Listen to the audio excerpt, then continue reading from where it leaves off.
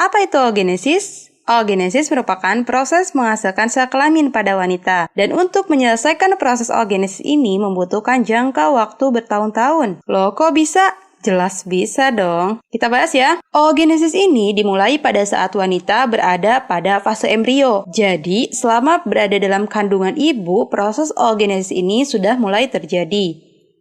Pada mulanya, sel benih atau yang dikenal sebagai primordial germ cell akan membelah secara mitosis untuk menghasilkan oogonium. Kemudian, oogonium ini akan membelah dengan cara mitosis untuk membentuk oosit primer. Tetapi kemudian oosit primer akan menghentikan proses pembelahannya di profase meiosis 1 sebelum masa pubertas.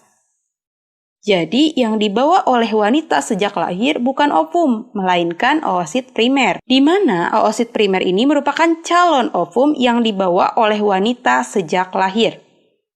Artinya, sejak lahir, seorang wanita sudah dianggap memiliki persediaan oosit primer untuk seumur hidupnya. Bahkan dalam buku Campbell Jilid 11 disebutkan bahwa saat lahir, ovarium mengandung sekitar 1-2 juta oosit primer. Luar biasa kan ya? Kemudian, pada masa puber, hormon FSH atau yang dikenal sebagai follicle stimulating hormone akan merangsang sejumlah folikel untuk melanjutkan pertumbuhan dan perkembangannya. Kita tahu ya di video sebelumnya kita sudah bahas mengenai folikel, di mana folikel ini merupakan kantung-kantung kecil yang ada di ovarium. Dan biasanya hanya satu folikel yang matang setiap bulan, dan dalam 1 bulan itu hanya ada 1 folikel yang terpilih untuk melanjutkan meiosis 1 yang tadi belum selesai. Jika terpilih, artinya oosit primer akan menyelesaikan meiosis 1 dan memulai pembelahan meiosis 2. Tetapi kemudian akan berhenti kembali pada metafase 2 dan akhirnya menghasilkan 2 sel haploid yang ukurannya cukup berbeda.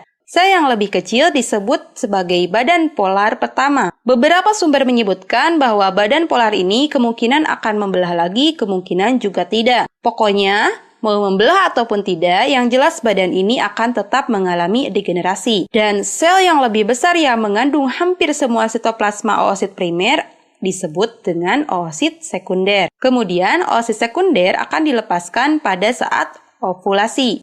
Jadi yang dilepaskan saat ovulasi bukan ovum, melainkan oosit sekunder. Hanya jika sperma menembus oosit sekunder ini, maka meiosis 2 akan dilanjutkan. Jika penetrasi sperma benar-benar terjadi, artinya oosit dengan cepat akan melengkapi meiosis 2 yang tadi terhenti di metafase dan akan menghasilkan 1 sel telur besar yang dinamakan dengan ovum dan menghasilkan badan polar kedua yang sangat kecil. Karena tidak memiliki sitoplasma yang mengandung nutrisi, badan polar ini akan mengalami degenerasi dan mati.